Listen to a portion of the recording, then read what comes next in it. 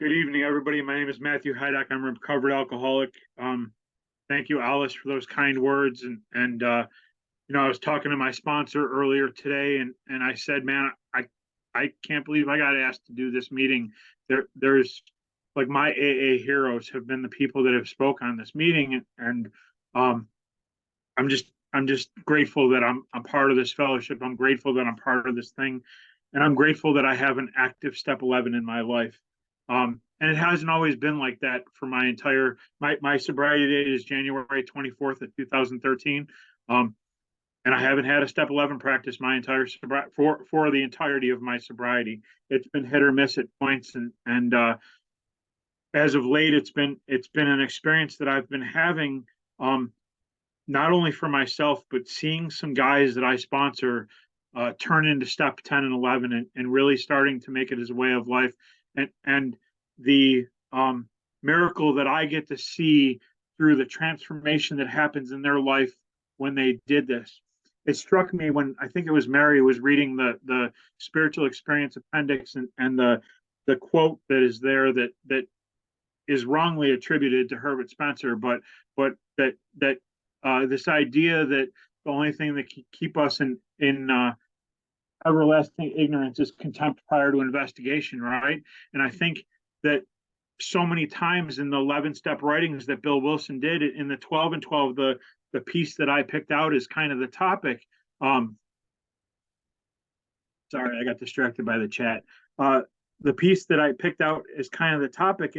It talks about right before doing that experiment, finally doing the experiment. It says we liked AA, all right, and we're quick to say that it has done miracles, but we recoiled from meditation and prayer as obstinately as the scientist who refused to perform a certain experiment lest it prove his pet theory wrong. And I think that early in my sobriety, I had this obstinacy, and I think a lot of people, including myself, so I'm not throwing any shade on anybody that feels this way currently, almost feel like, man, I've done, steps 1 through 9. I've went out into the world and I've made almost all or all my amends, and I'm carrying this message, and I think that step 10 and 11 a lot of times get set on the back burner or set off to the side, and I'll hear people say, oh, I've done all the steps, and I think I might have been one of those people early on in sobriety that I thought I completed this thing. I got sober at end of 2012 was probably the worst time of my life, and I ended up at a meeting of Alcoholics Anonymous after a suicide attempt the night before, and the first meeting of Alcoholics Anonymous I went into, I first meeting back. I had been to some meetings throughout the history before I got sober, but the first meeting back, I went in and I went up to the beginners room and sat down in this chair, and someone said, "Okay, who's got the topic?" And a lady raised her hand, and she had this cat that wouldn't urinate in the litter box. It would only pee on the carpet and the couch, and so we talked about cats for about a half hour. And then there was a guy, Bob, that had a snowblower that wouldn't start. So the next half hour, we talked about snowblowers and how to get them started.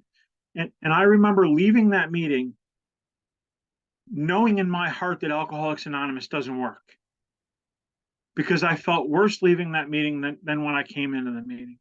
And I called my father, who I hadn't talked to in many years, and I knew he was sober in Oklahoma. And I just explained to him what happened, and he just said, "Son, that's not Alcoholics Anonymous." And I think he knew that he couldn't 12-step me, so he turned me on to this speaker out of Texas, this guy Chris. And I listened to this speech, man, and this guy told my story. I understand that he drank like I drank and thought like I thought and felt like I felt, and he was talking about being recovered and being free.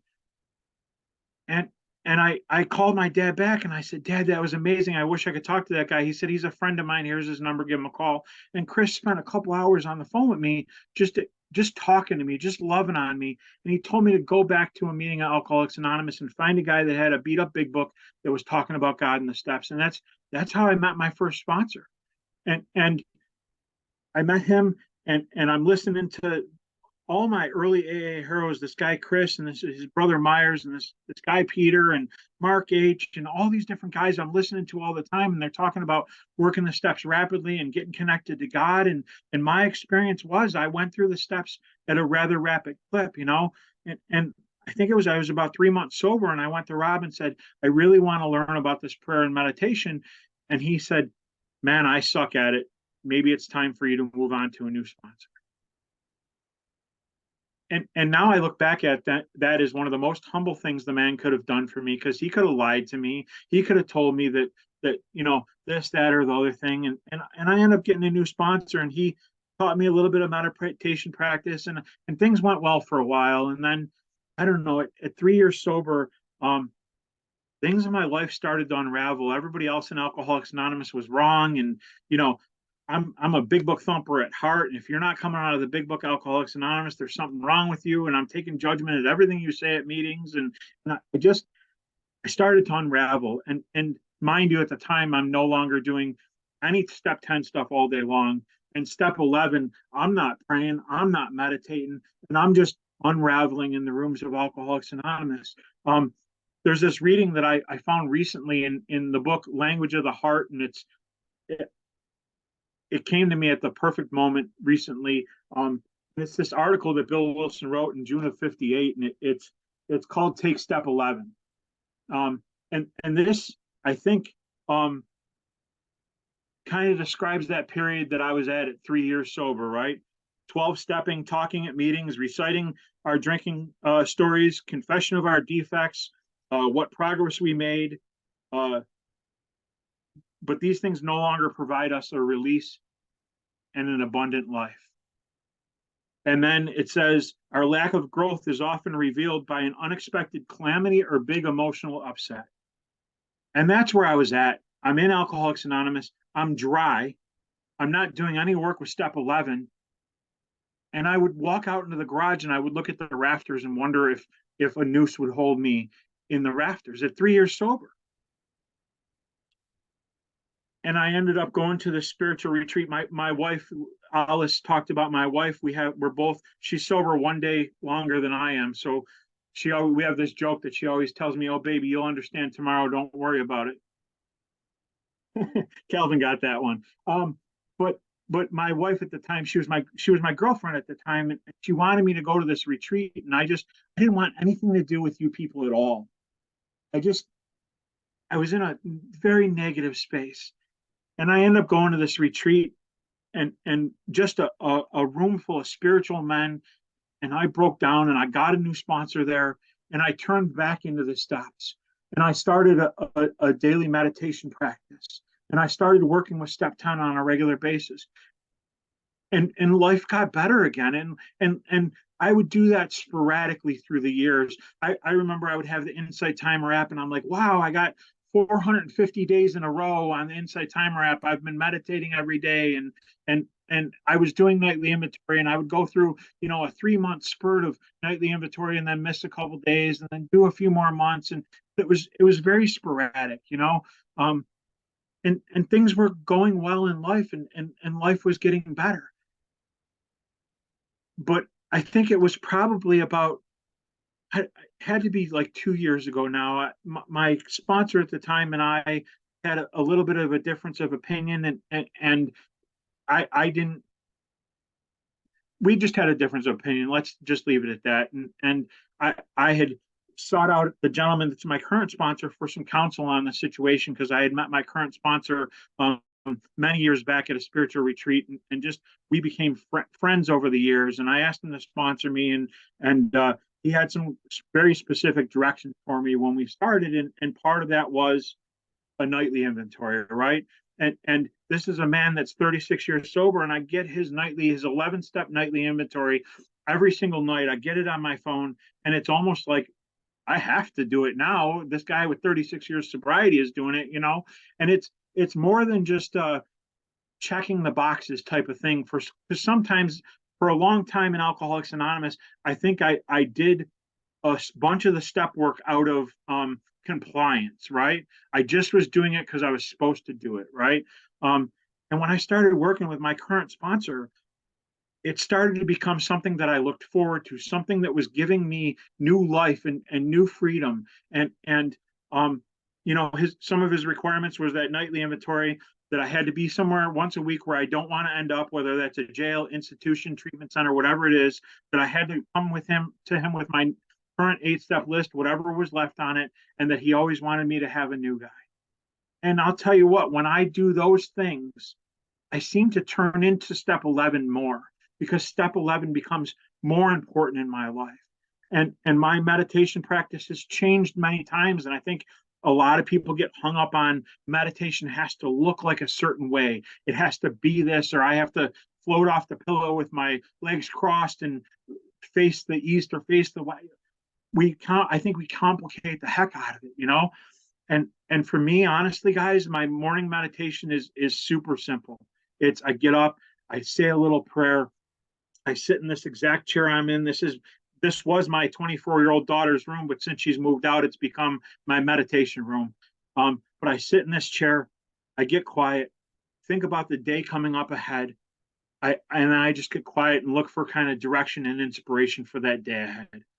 And that's not the only meditation I do, but that's my morning 11-step practice. It talks about we carefully consider our plans for the day, and then it goes on in the big book to talk about we conclude this period of meditation. So that consideration of the plans for my day was really for me my meditation period, and that's been super effective for me. Recently, I was talking to Harold. I was talking to my sponsor about some guys that I have that have been unwilling to do step 10 and 11, unwilling to go out and try to sponsor guys. And Harold tells me, I want you to page 96 them. I want you to sit down with them, ask them to read the top of page 96 in the big book, Alcoholics Anonymous, to you. And so you don't have to look it up. Basically, it's don't waste your time with a man that's unwilling to accept what you have, or however it's worded there, right?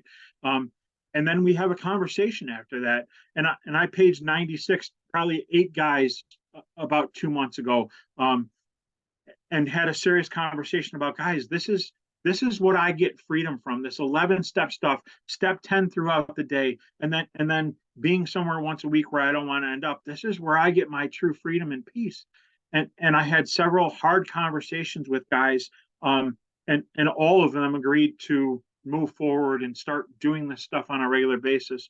One of the guys was pretty obstinate about it. He told me I wasn't very loving and kind, and you know, was very angry with me. And then a couple of days later, he called me up, and I'll tell you what, we sat at his house and we read through step 10 and 11 again. And I said, Barry, I just want you to commit to this for 30 days. If at the end of 30 days, you've had no change, no kind of difference of feeling, no difference of your spirit, at the end of 30 days, you can tell me, Matt, you're wrong, and I don't believe it, and you're wrong. And I'll tell you, today I was at Barry's house right after work, and it's been about 28 days. And just in his nightly inventories that have been coming in, I've seen a change in Barry. And going to meetings with Barry and hearing Barry share at meetings, coming from his heart rather than from his head, and just sharing from this experience he's had with meditation and prayer. I get weepy thinking about the fact that that's all Barry had to do to get there. That's the only change Barry had to make, was to turn into step 11 and come all the way in with it and sit all the way down with it. And it's really given me this experience to see this happen, and it's reaffirmed for me the powerfulness of step 11. You know what? I don't know if I started a timer. I didn't. So someone just give me a time of what time I'm supposed to stop. I'm sorry. And again, I turn to this article in the language of the heart. It's been so, I'm telling you guys, if you haven't read it, if you haven't spent time with it, please, if you're struggling with step 11, or even if you have a deep 11-step practice, I'm just telling you, it's changed me. And I've had it in my inventory the last couple of nights in a row that I've gone back to this article and reread this article, because it really just hits home with so much of what step 11 has meant for me throughout my sobriety and what it means to me today. And I'm going to share a little excerpt with you guys now. I had talked earlier about where I was at 3 years sober, and I read that little portion before that the 12 stepping and the sharing of my defects and all that other stuff had helped me for a long time, but it just wasn't filling the void, right? And then it talked about, it goes on to say here, perhaps we hit a financial jackpot or surprised that this solves almost nothing, that we are still bored and miserable, notwithstanding. As usual, we don't get drunk on these occasions. And our bright eyed friends in Alcoholics Anonymous tell us we're doing great. And I'm kind of paraphrasing, I'm reading through it. What then is it? I'm sorry, it goes on to say, but inside we know better. We know that we aren't doing well enough. We still can't handle life as life is. There must be a serious flaw somewhere in our spiritual practice and development. What then is it? The chances are better than even that we shall locate our trouble in our misunderstanding or neglect of AA's 11th step. It goes on to say, the other steps have kept most of us sober and somehow functioning. But step 11 can keep us growing if we try hard and work continually at it. And that, folks, has just been my experience for myself. Excuse me, I got to take a sip. That's been my experience for myself as of late, and my experience seeing Barry and a couple other guys that I'm sponsoring turn into step 11 and really seeing a change in them. It goes on to say, if we expend even 5% of the time on step 11 that we habitually and rightly lavish on step 12, the results can be wonderful and far reaching. And I was thinking about that yesterday after I read that. You know, if I spend 8 hours a week on step 12 stuff, which is probably about what it is between the detox that I go to, the rehab I go to, and sitting with sponsees and carrying a message at meetings, 8 hours a week, right? That's what, 480 minutes? And he's saying, Bill Wilson is saying, if I even spend 5% of that time with step 11, so 5% of 480 minutes is minute. It's like 24 minutes, right? I think that's what it works out to be, 5%. It blows my mind because I really don't have to spend a ton of time in it. But my experience is the more time I spend in it, the freer I get. And that's been my experience as of late. And this article goes on and it talks about some other things. And this was something that really hit me lately. As he goes along with his process of prayer, he begins to add up the results. If he persists, he will almost surely find more serenity, more tolerance, less fear, and less anger. He will acquire a quiet courage, the kind that doesn't strain him. He can look at his so-called failure and success. He can look at so-called failure and success for what they really are. Problems and calamity begin to mean instruction instead of destruction. Man, when I was not with step 11, when I'm not in there, the problems and the calamities in my life feel like destruction. They feel like the sky is falling, my world is falling apart, and I'm walking out into the garage to look up the rafters to see if I can end this. Like, that's what it is for me without step 11. But with step 11, the calamities and the problems, those become learning opportunities and opportunities for me to get closer to God. And the only difference in those two scenarios, me walking out to the garage and thinking about suicide, and me looking at problems and calamities as a way to be able to grow closer to God, the only difference there is me with a useful path in step 11. That's the only difference I have there. This article also goes on to say, he will be freer and saner. The idea that he may be hypnotizing himself by autosuggestion will become laughable. So many times, guys, in Alcoholics Anonymous, before I got into the step 11 practice, I used to have these thoughts. Is this all BS? Am I telling myself that I believe in this higher power and this higher power is keeping me sober? And it's this almost auto-suggestion or this self-fulfilling prophecy that I'm saying it's so it becomes so, and I believe it, right? And here it is.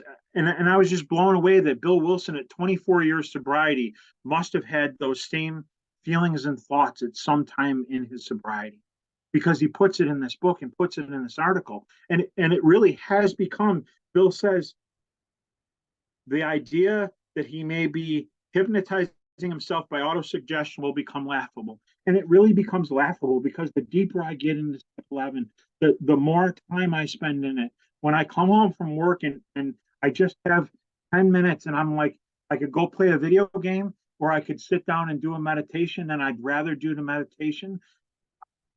That's a huge change for a guy like me. And the peacefulness that I get out of that, and the way that I love my children and love my wife and love my fellow Alcoholics Anonymous are all as a result of step 11. I was talking to Harold earlier today, and I told him, he asked me how Liz was doing in a long, convoluted way. I told him absolutely wonderful, and that earlier today I was driving somewhere and I was thinking about my bride, and I started to weep. And it was just because I can't believe the life that I get to live today. That I have been blessed with this wonderful woman in my life, and I love her warts and all. I love her for her deficiencies and her assets. I love every piece of her. My children, I yearn to have a conversation with them and just be present with them and be able to be a true listener. And I think that's something else step 11 has given me, is the ability to truly listen when I'm in a conversation and not jockey for what's the next thing I can say. What's the retort that I have to what they're saying? What am I thinking about that I can say? But when my daughter called me, she texted me at 5:15 this morning, "Hey, Dad, are you up?" And I was in the middle of meditation when I heard the ding.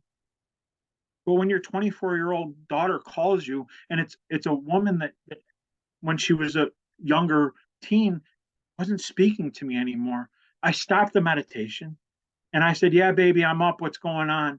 And we had a meaningful conversation this morning because I'm present to what's important in life as a result of this stuff. And I miss so much when I'm not in step 11. I miss so much.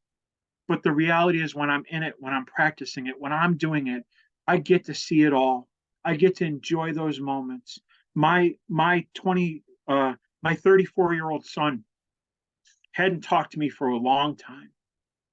And my suggestion from my sponsor was just reach out, send a card once in a while, don't be overbearing, just thinking of you, whatever it was, you know. And lately he has been calling me, and he's been asking me about meditation stuff. He's found himself a church out in Arizona, and he's going to this church, and he says, "Dad, I know you meditate all the time. Can you teach me a little bit about it?" I miss that. If I'm not doing meditation, he doesn't come to me and ask me that stuff. He doesn't know that I'm doing it because I'm not being a spiritual leader in my family with my children. It's just stuff that I miss. Um, and I'll close out the end of this article that he wrote. It talked about that thing being laughable, that it's a self-fulfilling prophecy type thing. And then, you know, it's amazing because we look at the big book and we look at the promises in the big book, so many different promises, step 10, step 9, whatever. But this article, I was reading it, I'm like, man, these are some serious promise. His sense of purpose and direction will increase. His tensions and anxiety will commence to fade. His physical health will likely improve. Wonderful and unaccountable things will start to happen. Twisted relations in his family and on the outside will unaccountably improve. And guys, I encourage you to go to that article, to read that article. And honestly, guys, for the longest time, guys and women, men and women, people, however, for the longest time, if it wasn't in the big book, I don't want to hear it. That was my opinion. If it ain't in the big book, it ain't AA, I don't want to hear it. And I was at a lineage weekend a few months back in Alabama, and one of my sponsee brothers was sitting next to me, and he's, I don't know, 25, 30 years sober, something like that. And he knew that I had this long-term prejudice towards the 12 and 12, long-term prejudice. I thought it was like the Cliff Notes, and it softened Alcoholics Anonymous when it came out and all this stuff. And I'm at this spiritual weekend with a bunch, it was like 140 of us all in the same sponsorship family, and my brand sponsor and my sponsor and a bunch of other men were up there, and they kept talking, and they were giving these little gems out of step 11 out of the 12 and 12. And I'm like, wow, where did that come from? Wow, where did that come from? And my step brother came and sat next to me. I'm like, Tommy, I think maybe I've been wrong. I think maybe I need to turn into the 12 and 12 and start looking at it. And he challenged me to, he said, I want you to get a copy of the 12 and 12. I want you to read through the steps in the 12 and 12. I want you to have a highlighter and a pencil and a pen. Anything that you love in the 12 and 12, I want you to underline, or I want you to highlight. Anything that you're super excited about, I want you to write in pen. And then anything you think sucks, I want you to underline in pen. And I'm going through the book, and I can't believe how much I'm highlighting. Can't believe how many marks in pen I have and how few things I've underlined in pen. And I call Tommy up. I'm like, man, I'm at step 11 now in the 12 and 12. I told him, and I said, I can't believe how much highlighting and pen marks there are and how little pencil. And he said, the great thing is when you graduate from spiritual kindergarten and really start to do more step 11, you'll be able to erase the pencil marks because they'll start to ring true in your life. And I don't know, guys. I missed so much in Alcoholics Anonymous because of my prejudice. Hey, Kuna, how am I doing on time? What's my time left? 10 minutes left? Okay, thank you. I missed so much in Alcoholics Anonymous because of that obstinacy that it talked about in that reading that I picked. Out of all things, someone asked me if I'd rather pick a quote out of the big book or the 12 and 12, and I pick a quote out of the 12 and 12 to do this talk on. That obstinacy that against prayer and meditation or against the 12 and 12 or against other articles that Bill wrote because it wasn't coming out of the big book, and I was selling myself short. And I'm just sharing the experience that as I go deeper into this and as I see other men and women have experiences with step 11, I get a deeper connection with my higher power. I had an experience the other day. There's a girl at my company, and we work in close proximity, and she was just absolutely nasty a couple months ago, just absolutely nasty. And I was as loving and tolerant as I could be with her absolute seething nastiness, and there's been a little bit of tension there, and the crazy thing was I was meditating the other morning and her name popped into my head. 11-step morning quiet time. Her name popped into my head. I knew I had to go to the center where she manages. I work for U-Haul. She manages the center for U-Haul. It's attached to the building where my office is. And I knew I had to go up there, and her name came into my head.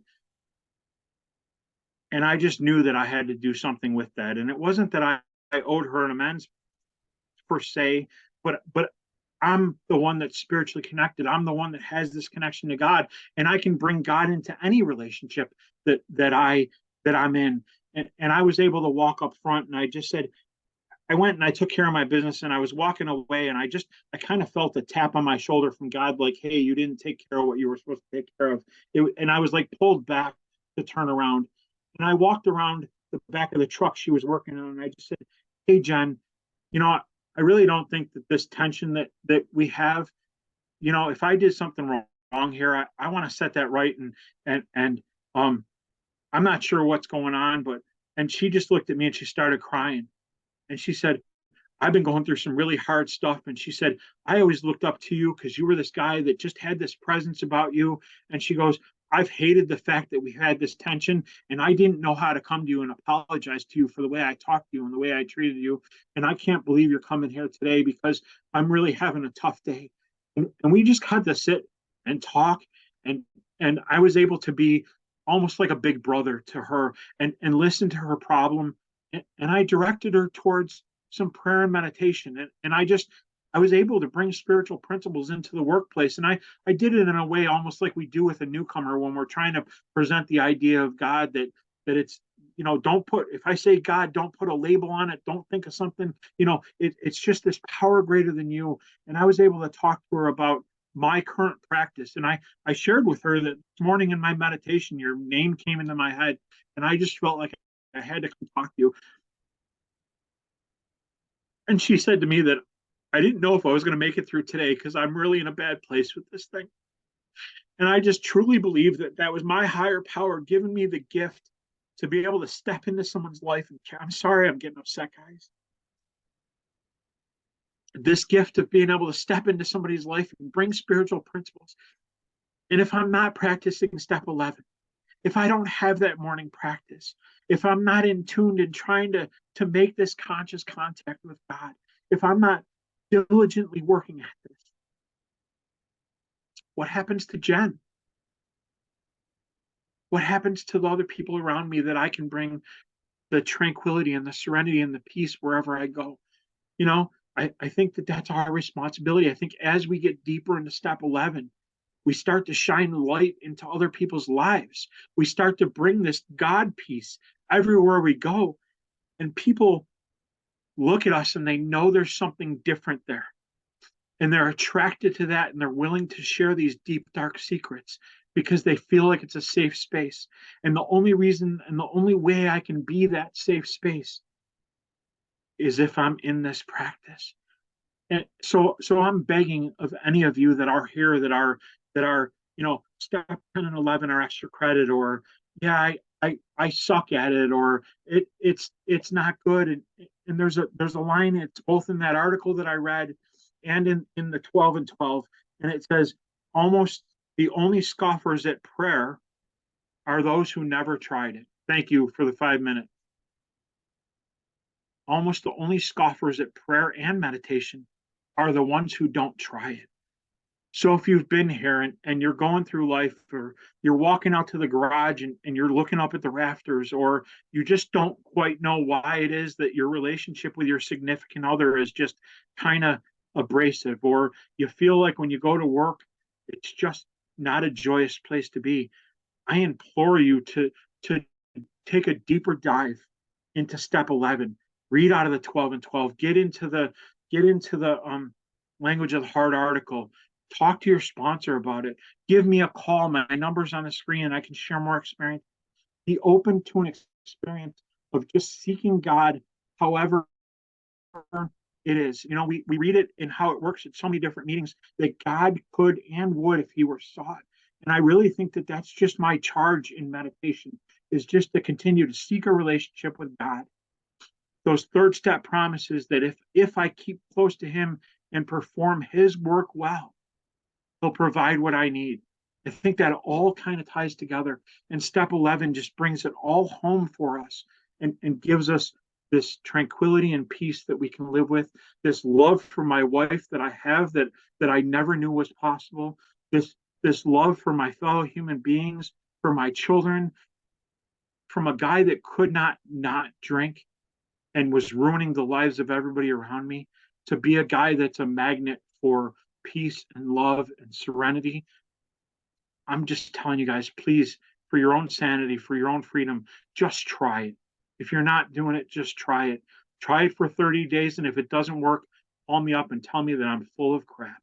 Thank you so much for my life. And thank you for having me. Alice, thank you for inviting me. I hope I did you proud.